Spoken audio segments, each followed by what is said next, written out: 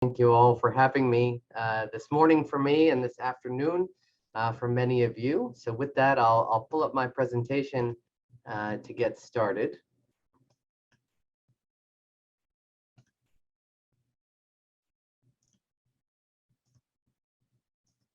Okay, so the discussion today will focus on what this disease of Down syndrome regression disorder is. We'll talk about some of the symptoms, the diagnostic criteria, and then some of the therapies that we use for it as well. That's my name over there. I'm located at the Children's Hospital in Los Angeles, which is part of the Keck School of Medicine at the University of Southern California. So the two parts is, first, we'll focus on what Down syndrome regression disorder is, what we do to diagnose it, and what we do to treat it. And then I'll also talk about one of the exciting clinical trials that we've actually evolved to in the United States and highlight how, if things go well, that may actually be a European study as well soon. So part one will focus on what Down syndrome regression disorder is. So regression can refer to really anything, but is defined as the loss of previously acquired developmental skills in any individual, whether they have Down syndrome or not. The range of activities can be things like activities of daily living, like toileting or dressing oneself or eating independently, all the way to language, where we would see a loss of words or the loss of ability to communicate, and even include things like motor function, the inability to walk, climb, run as one was previously able. And really, one of the things that we'll highlight today is you can also have a regression in social interaction and social function. The key feature is that regression can be caused by many, many different things. And that's one of the important concepts that's going to be important to remember when we're talking about regression. A question that I get quite frequently is regression common in individuals with Down syndrome? And the short answer is we don't know. Many times this condition has been called late onset autism or early onset dementia. And so it's difficult, even within the medical literature, to know exactly how many patients have this condition. We think that it's relatively rare, likely less than 5% of all individuals with Down syndrome, and realistically, probably even less than 1%. But when it does happen, it is very severe. It affects the patients, it affects families, and it affects caregivers. And for the purposes of this talk, we're going to be focusing in a very narrow age range of individuals between 10 years old and 30 years old. So there are many possible causes of regression in persons with Down syndrome. And initially, this was thought to be psychiatric. Often there is a stress that is experienced by an individual with Down syndrome, and then these symptoms of regression start to develop from there. Remember that regression just describes what's happening. It doesn't actually describe the cause of the symptoms in these situations, but I think timing is very important. So these symptoms come on very quickly, usually within days, weeks, or sometimes just a few months, where you go from normal functioning down to the symptoms that we'll be focusing on today. This isn't a very slow or chronic process. And I think that when we think of things like autism or like Alzheimer's disease, these are slow and brewing processes versus something that is more acute like regression. This is to highlight the complexities of what Down syndrome regression disorder may be caused by. It could be anything from stress, pain, psychiatric disease, all the way up to immune disease, neurologic disease, or potentially even nutritional or hormonal. So it's our job as doctors and physicians to find what the cause of the regression is. The history of regression is that it's actually been reported since 1946. It was called catatonic psychosis. And this was reported roughly 80 years ago in literature of hospitalized and institutionalized individuals with Down syndrome who were previously normal functioning and then had regressed and developed catatonia or muscle stiffness. There's been a very long period in the medical literature where almost nothing was reported on until the early 2000s, and really an exponential increase in reports of these cases over the past few years. So what are the symptoms of Down syndrome regression disorder? Well, I'll break them into different categories. There's three different parts here. So the first is that mental status changes or behavioral dysregulation can occur. This can include confusion or disorientation, getting lost in places that they normally did not get lost in before. Inappropriate laughter or laughing at things that aren't there. Many patients will be sitting on a bed and laughing to themselves as if they were watching a show. Being off in one's own world, so looking out the window and not engaging with other individuals who are in the room with you. We also see that either there's an increase or a decrease in eating with corresponding weight loss or gain. We see cognitive decline, apathy, or a lack of interest in things that are going on around them. This can be manifested by an individual not wanting to play a game or interact with a particular individual that they normally enjoy being around. Avolition, meaning that they don't want to actually initiate a activity or a movement. And we can also see memory impairment and difficulty with recall. Many of our patients also have insomnia or circadian rhythm dysregulation. This can cause individuals to sleep for extended or very short periods of time, or they reverse their sleep patterns, meaning that they stay up all night and then sleep all day. The developmental regression is what we've focused on. This can be social, it can be a loss of milestones, it can be a loss of ability to perform activities of daily living, as we were speaking about before, a decrease in eye contact, rigidity around routine changes, or stereotypy or repetitive motor movements. This can be the flapping behavior that we can sometimes observe in individuals with autism spectrum disorders. New focal neurologic deficits, weakness, sensory changes, facial discrepancies should all be worked up immediately.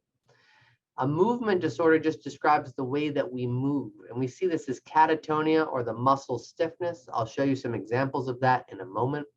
Bradykinesia or slowed movements or freezing behavior, like they're stuck in place. We also see that this often manifests as a gait abnormality or gait disturbance where an individual can no longer walk correctly. Finally, we see that there's expressive language deficits. So patients will stop speaking. Often they'll move to just using one word, and then they start to whisper that one word, and then they stop speaking altogether, and that's called aphasia.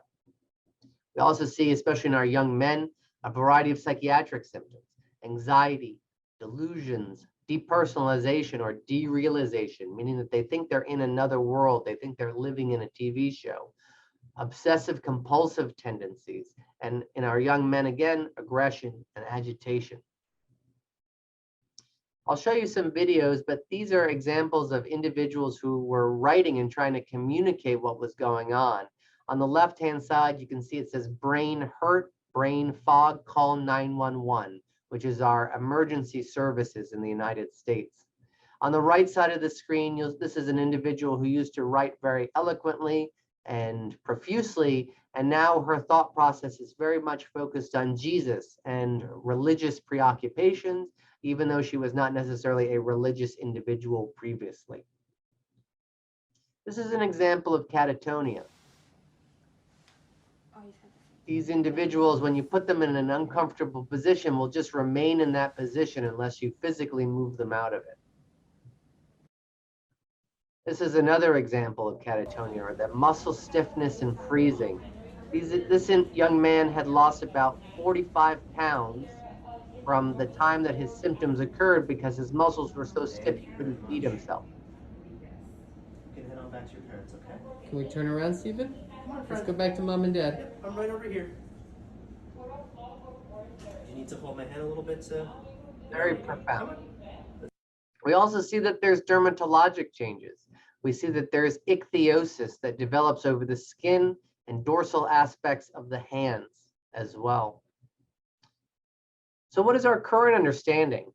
Currently, we think that Down syndrome regression disorder can be caused by psychiatric, neurologic, and immunologic disease, and regression can be caused by one or multiple of these causes. The thought is that we need to do a very broad diagnostic workup to determine what the exact cause of regression is, And an important piece of this is that Down syndrome regression disorder is a diagnosis of exclusion, meaning that we have ruled out many other medical problems that could mimic these symptoms, and this is the only consideration left. So how do we make the diagnosis? The first step is getting blood work. Blood work will often help rule out metabolic, gastrointestinal, nutritional, or infectious diseases that can mimic the cause of regression. An example of this would be low thyroid function could look like regression.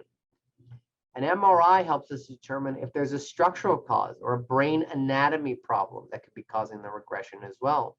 In the past, we have found young persons coming in with a regression diagnosis actually had stroke or inflammation that was causing their symptoms. EEG is a non-invasive technique where a scalp electrode is placed on the head. This is used to detect seizures, which can also mimic this disease as well. And finally, we also recommend a lumbar puncture, which is called a spinal tap. The reason why we have to do this test is that the brain is protected by a barrier. It's the reason why every time you get a virus, you don't get meningitis, as this barrier keeps everything out of the brain. But in order to see what is going on inside the brain, we have to go past that barrier to collect the fluid and look at it under the microscope, specifically to see if there's inflammation that could be causing these symptoms. When we look at MRI, those dark areas in the middle of the brain that almost look like eyeballs staring back at you, this is something that we see quite a bit called early mineralization of the basal ganglia. The basal ganglia is a part of the brain that controls movement. And so we think that this is indicated or a problem that causes some of the catatonia that we're observing in individuals with Down syndrome regression disorder. In addition, when we find this, we also find that individuals with this MRI finding are 9 times more likely to respond to immunotherapy. We've also done some pretty advanced imaging techniques and found that, in fact, PET scans do not actually indicate that the patients are having Alzheimer's disease, and that rather, this seems to be a different process that's occurring. Arriving at the most likely cause of regression in a person with Down syndrome is the most important step of this process, and that is something that is done through the variety of testing that I went over. If you think that this is happening to a loved one, the most important thing is to get evaluated by your doctor and then get the referrals to either a subspecialist or a specialist who can assist with the diagnosis of this condition. This can be done at Down syndrome centers, it can be done by a neurologist, it can be done by a psychiatrist. But having a team of doctors that works with you and your loved one to communicate on this is very, very important. If a therapy isn't working or providing only partial results, it's okay to ask your doctor why that is the case and if additional testing should be done. Many individuals that we've treated in the United States have a prior diagnosis of anxiety, depression, bipolar disorder. And so when we look at the symptoms of regression, we change the treatment plan because those patients are not responding to those same therapies. But as a medical community, we're still learning a lot about Down syndrome regression disorder, and it's going to take time for individuals to get comfortable with the diagnosis and comfortable with the treatment plans. So working with a team of doctors is always the best way to optimize your loved one's care. When we look at imaging, what I wanted to show here is that individuals with Down syndrome are predisposed to a type of inflammation caused by interferon dysregulation. And when we look at the images right here, A, B, and C, of an individual with Aicardi-Goutieres syndrome, which is a very severe type 1 interferonopathy, and compare it to our slide that I just showed you, we see that there's actually a very similar imprint on the brain. And in these situations, we wonder if these two disorders are more linked than not from an inflammatory standpoint. We've also tried to see, does stress precipitate this? And interestingly, we found that stress, even though it often is present right before the onset of the symptoms, does not actually predict the rates of response to particular therapies or the initiation and likelihood of developing regression. So even though this was thought to be one of the reasons, don't stress out your loved one because they could develop regression, this does not seem to be the case. So a question we subsequently get is there a treatment for regression? And the short answer is that there is not one single treatment for regression, but what we do is we have to find the most likely explanation for this and then treat those patients with the medicines that seem to be the most likely cause of the regression.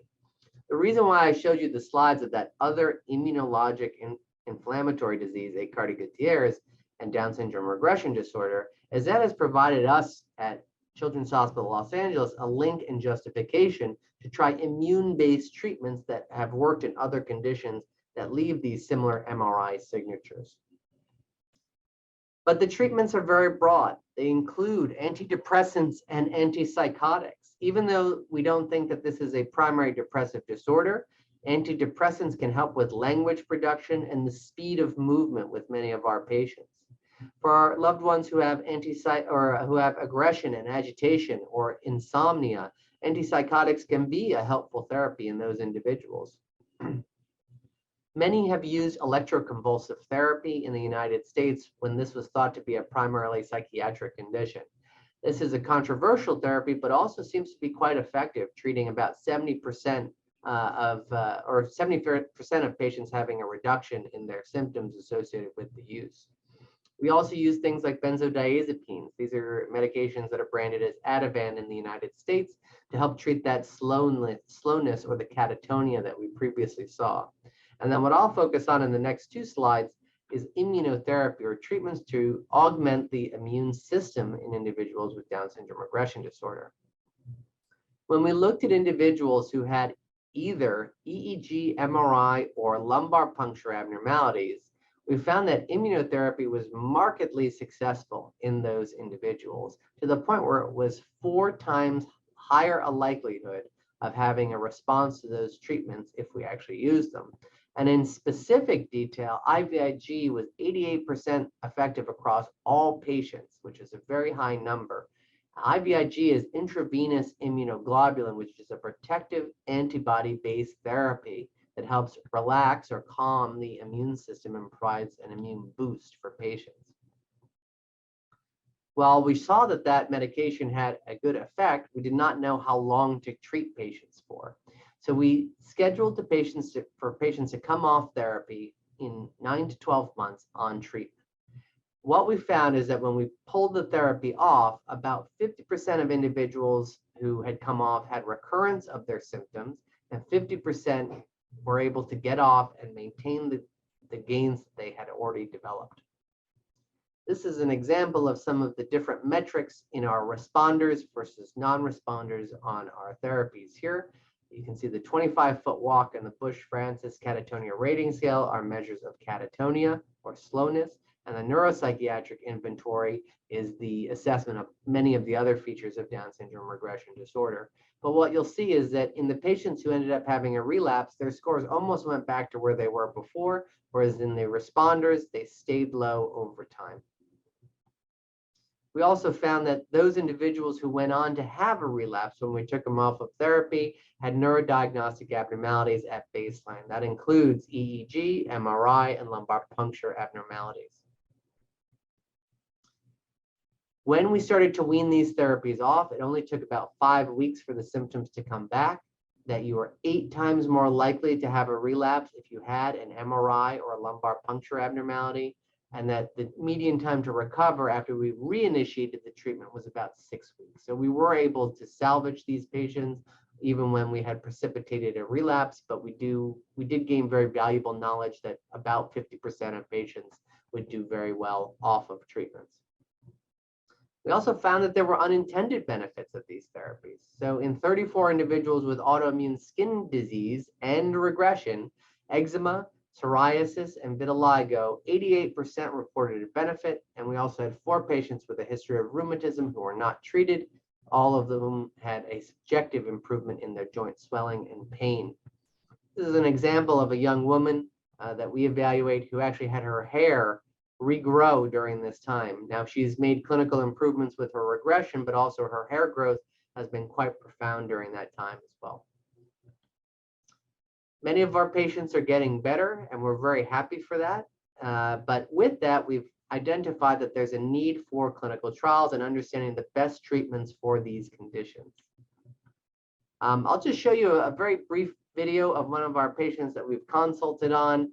This family put together slides of the patient before her regression, during her regression, and after treatment with immunotherapy, which I think is quite instructive.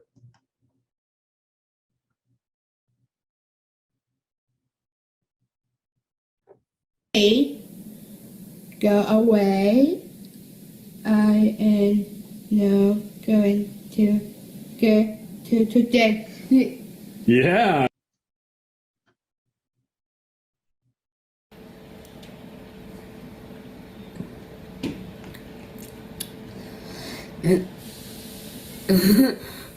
Are you ready for the rest of your smoothie? Huh? Are you? Friday. Happy Friday.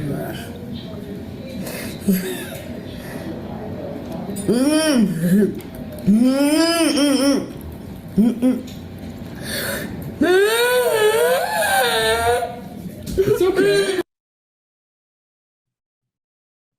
This is bad. I mean, the way you can calm and the way say it, the way calm down. Yes. I mean, so wet.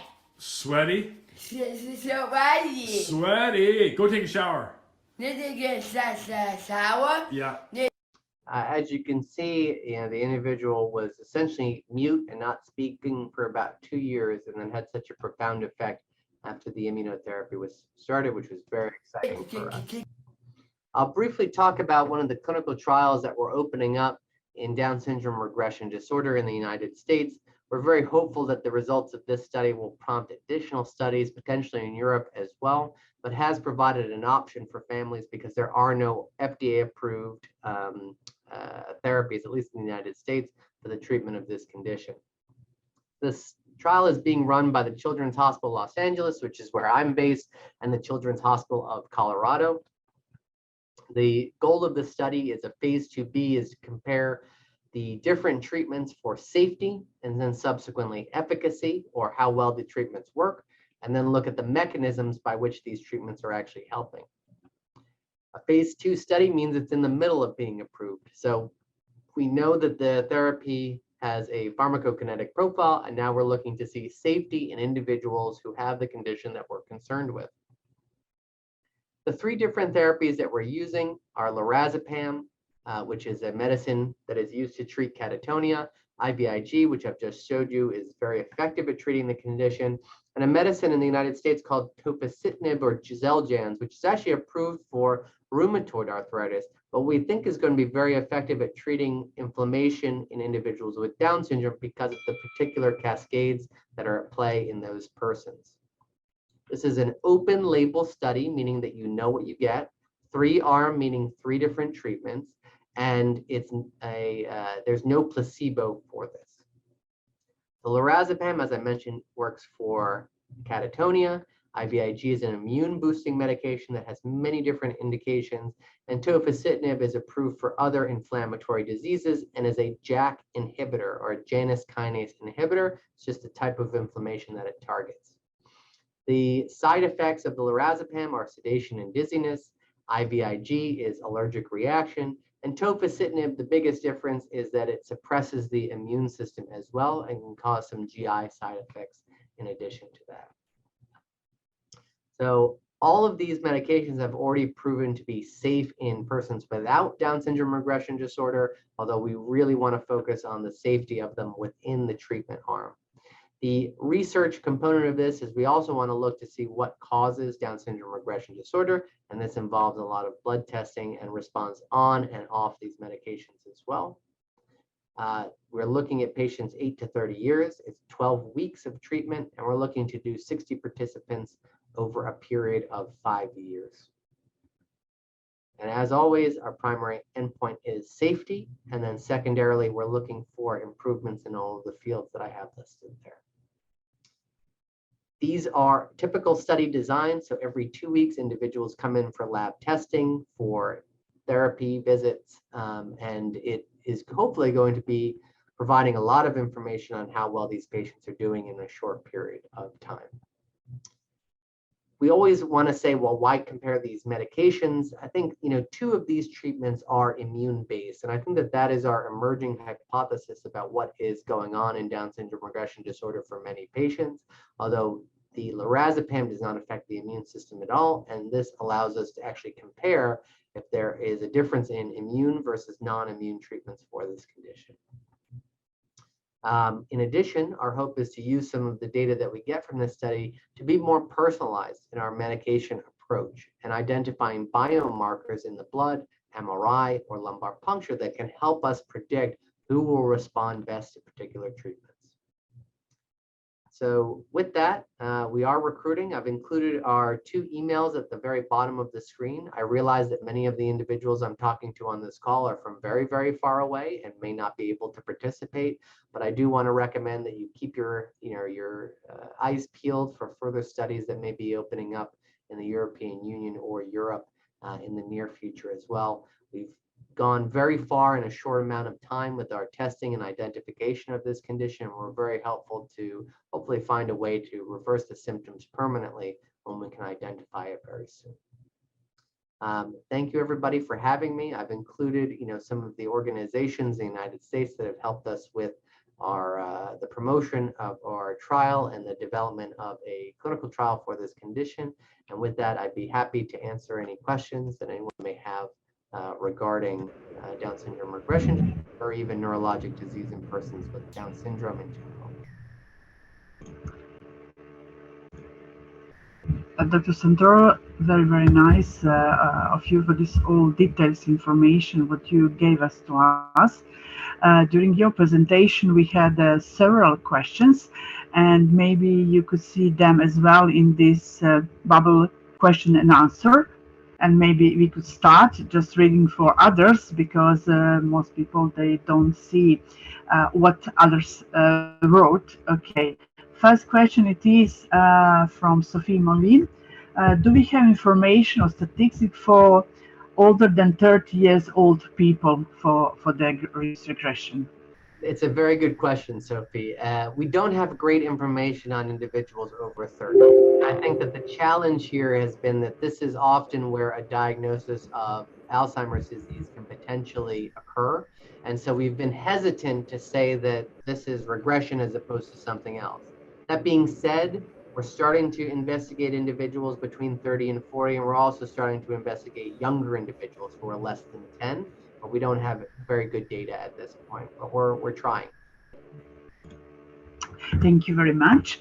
Another question is, can seizures be a symptom of regression? They can be, but they're often very rare. So when we see a seizure, our first thought, especially me as a neurologist, is I say, is this epilepsy? And the symptoms are mimicking regression. So it's very important to still get the workup, but it can be a herald sign in about 5% of patients. Yeah, thank you very much. And our Jacqueline in London, she asked, are there any study about neurotransmitters evaluation in these patients in order to try to describe a therapy? Yeah, this is a fantastic question. So the neurotransmitters are very hard to identify in cerebrospinal fluid. They're very fickle for testing. We have not gone down that road quite yet. Our only neurotransmitter that we've identified as being abnormal is something called neopterin, Neopterin, that seems to indicate an inflammatory etiology. The challenge is we're working in reverse. We've identified the clinical features, and now we're trying to find the mechanism by which they're happening. So I'm hopeful that we'll have some more information for you soon, but right now we don't have very good neurotransmitter data. Yeah, I think that Jacqueline will follow your results what we have very soon and prepare for us in ETSA information, short information about different things and also about this what you present to us today. Okay, next question, our next comments, and the question it is from Jen Hill. My sister started demonstrating some of these symptoms in the late 20s and is now 45. Is it too late to look into this? She is almost always in her own world with some delusions on swing people. happy though, and very smart. Yeah, it's a great question, Jen. So I find that, we identify the abnormalities if it's less than 3 years from the onset of symptoms, but I've been surprised. We've had patients who have had symptoms for over a decade, and we've still been able to identify inflammatory components and even have partial treatment with the therapies. I will say that we haven't been as successful with getting patients back to normal, but patients still can improve if they're treated for the condition. So I would still recommend a workup at the very least. Yeah, thank you very much. And a question from Evidin Nielsen. Other observations that support variable condition from time to time, example, a bit less symptomatic for a period, then get a cool and falls back. Yeah, Ivan, this is a good question. Just like with many other autoimmune diseases, we see that the symptoms can fluctuate with time. We see the same thing in regression. Usually about 20 to 30% of our patients will have a fluctuating course. And we don't really understand what the difference is between those patients and the ones that just have symptoms and they stay suppressed from a cognitive function standpoint. But it's a great observation. And to us indicates that there may be something inflammatory because the immune system changes on a day-to-day basis. Yeah, thank you. And another one from Irna. Is immunotherapy not dangerous for the thyroid glands? Good question. IVIG is not dangerous for the thyroid gland. In fact, we actually use it to treat autoimmune thyroid disease. So sometimes it actually helps. Tofacitinib, we don't know. And that, for the purposes of our clinical trial, is one of the things that we're going to investigate as well. Okay, thank you. Then we have again. Due to the lack of authority approval for lorazepam and some other medicines in our country, would a bupropion be worth a try as a substitute? Yeah, I mean, bupropion is an antidepressant medication. It can potentially help. We've only had a few patients on that particular treatment in the United States. It's just not something we use a lot of, but it's worth a trial. But I would say, consulting with a psychiatrist or a neurologist about, what are the risks and benefits of that particular treatment in your case are going to be the most helpful thing. So for instance, bupropion can lower the seizure threshold. So if you have a history of seizure, it may not be the best therapy to be on. So it's a complicated, decision, but certainly one to discuss with your doctors. Okay. Okay, another question. It is, does lorazepam work better than clonazepam? I think that this is just style. We use a lot more lorazepam than clonazepam, but hypothetically, any benzodiazepine should be working interchangeably. I will say that we often have to use higher doses of lorazepam and clonazepam in individuals with this condition than if you have catatonia without Down syndrome. Yes. Again, our Jacqueline, she comments when you talked about the treatments. These treatments are not really safe, as you show a lot of side effects we have. Yeah. So we've treated about over 200 patients with IVIG. We've had one side effect, and it was an allergic reaction at this point. There are risks with any treatment. And, in general, our medicines thus far have been very, very well tolerated. Tofacitinib, we don't know. And that's why we're running the clinical trials. We need to prove the safety first, and then we can move to the efficacy. Because it would make no sense to use a dangerous therapy that's only going to cause harm, even if it helps reverse the regression. Thank you. Another question and comments from Emmy. Is there a typical time frame for seeing recovery with IVIG? We are on infusion number 5 and seeing minor improvements, but not a lot. Yeah. So we see that in about 10% of patients, the improvement is right away, within a few weeks. Most patients are on a 3-month time frame, where it takes about 4 infusions to see the difference. But we do have 20 to 25% of our patients who require a little bit more time. So by the 6th or 7th infusion, they start to see an impact. If you're not seeing improvements by the sixth or seventh infusion, IVIG may just not be working for you. And that happens in a minority of individuals. Mhm. Thank you. Psychotherapy is helpful for syndrome Down, said Serenella. It's a question, comment from your It can side? be. So what we find is that individuals who have very severe regression can't engage with a psychotherapist. So if your loved one can engage with the psychotherapist, it's not going to be a harmful intervention. But for many of our patients, they can't even speak, so it's hard for them to talk to a psychotherapist to get therapy. Thank you very much. Okay, do you know any doctors in Europe? They are informed about the regression. And is it possible for a clinic in Europe to work with you together in the study? Yes, so we've made contact with a few colleagues in Europe so far. There's not one center that is seeing a lot of individuals with Down syndrome regression disorder, but I will make my offer and have it stand is that I'm always happy to talk with your local doctor, even if the time zone difference is very long, because we want to help in any way possible. And I think we're all learning a lot about regression as a medical community. So anything that I can do to be helpful would be my pleasure. Yeah, thank you very much.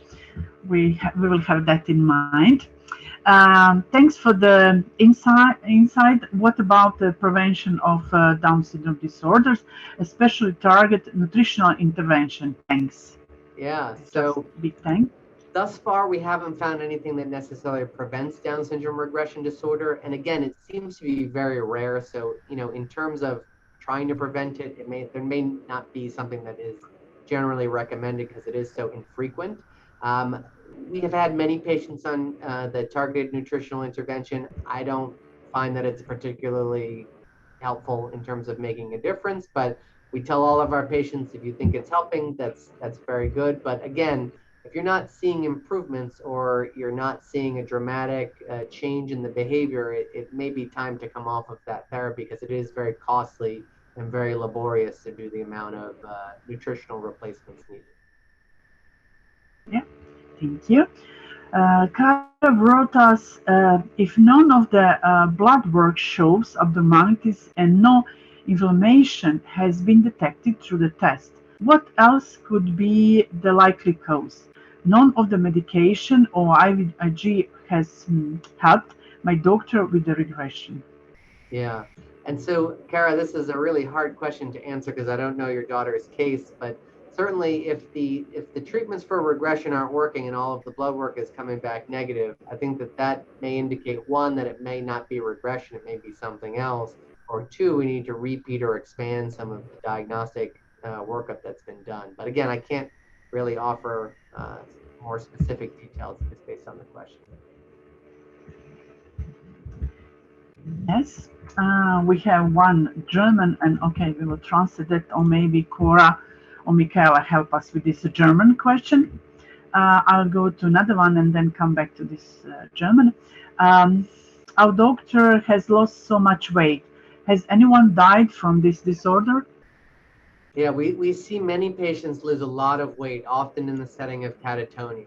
To our knowledge, nobody has died of this disorder, but I don't really know. We've only been able to really identify it with a name over the last couple years.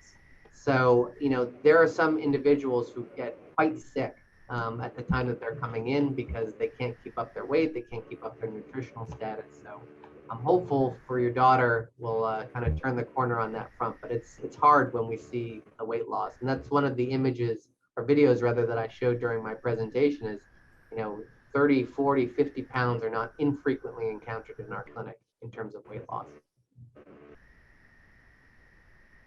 Okay. Thanks. We have a translation from German. Do you know the dietary supplements TNI, which already supports a lot to people take part in the study who have taken? Yeah, so as I mentioned, the TNI is the targeted nutritional intervention. I don't necessarily find that this has really helped in Down syndrome regression disorder, but again, it may be worth a try because we don't really have data or studies to support it. You are eligible for participation in our clinical trial if you're on that therapy, but the rule is that you can't change the treatment while you're in the actual clinical trial. Yes, Carrie wrote, I recognize that your background is in neuroimmunology. How might you decide when to utilize ECT versus IVIG, especially for someone who has been regressed for 18 years? Yeah, it's a very good question. So, Carrie, the way that we currently approach this is to look at the testing, right? So, if the MRI is abnormal, if the cerebrospinal fluid is abnormal, if the blood work is abnormal, these are things that can help guide us to say, you know what, a trial of immunotherapy may be the preferred option as opposed to ECT. We often will say ECT and the psychotherapies and the psychotropic medications are better if we don't have those abnormalities. So as I put in one of our slides, if the MRI is abnormal and it has that SWI signal abnormality, there's a 9 times higher likelihood that you're going to respond to immunotherapy. So we would preferentially route a patient that direction. IVIG and ECT seem to be the most successful or effective therapies in this condition. But again, each comes with their own unique set of side effects. My concern as a neurologist when we use something like ECT is we're shocking a part of the brain, the temporal lobes, that are predisposed to problems in persons with Down syndrome, specifically Alzheimer's disease. So it gives me reservation about using those therapies wholeheartedly. That being said, ECT is tremendously effective, as well as I put in those slides earlier. Thank you very much. About regression, did you mean regression related to low thyroid function? Ask Aisugal. No, so this is a neurocognitive regression, nothing to do with thyroid. We screen for thyroid when we get the testing, and if your thyroid is low, it can be changed with medication, and that may mimic some of the symptoms of regression. So it's often the first thing that we check to make sure it's normal before we make the diagnosis of Down syndrome regression disorder. Yes. Lorraine came with the real situation what has. My son has been diagnosed last year with ADHD and oppositional disorder, and he's on Ritalin. He is 10 years old. Okay, I don't know how to help. Real situation because you don't know Yeah, I mean, son if of you're the worried, it will be worried about regression, it's something that you can bring up to your doctor, but I'm not sure I can help comment on anything there. Yes, thank you. Jacqueline asked, are there any perspectives to get IPS studies from this patient at the beginning and later on to understand better the molecular disturbances? Absolutely, Jacqueline. So we've done the early interventions, or excuse me, lumbar punctures before any treatment goes in, but it has been very hard to justify getting them afterwards because it often requires a sedated lumbar puncture. So we only have post samples in a small minority of patients. And I think that this is the challenge with clinical research is at the end of the day, we have to be able to justify the risk to the patient with the benefits from the actual research study. And still, patients and families need to consent to that process. And it has been very challenging to get people to agree, even when things are going very well, to do that second lumbar puncture. Great question. Yeah. Next is, are there any studies that he might suffer from the regression in the future? I don't know. Yeah, I don't know what that question No, we is. don't know what was the beginning. Sorry. If you can ask it again, I'm happy to try to answer it. Yes, right. What was before? Okay, again, yes, are there any studies that might be suffer from the regression in the future? The same. Okay, Lauren, please write us a little bit maybe more that we understand. Carrie asked you, will you be attending in Orlando in July on DSRD or Down syndrome? Yes, I will be Are you going to presenting, Orlando in July? talking about our trial at that conference. Yeah, thank you. Okay, you will again, or maybe something new in the meantime. Okay, again, it's a little bit something what is a exact problem of the families, and I don't know that we could help so much about this, but let's say read what Firuz has a problem. I have problem with my son's scale.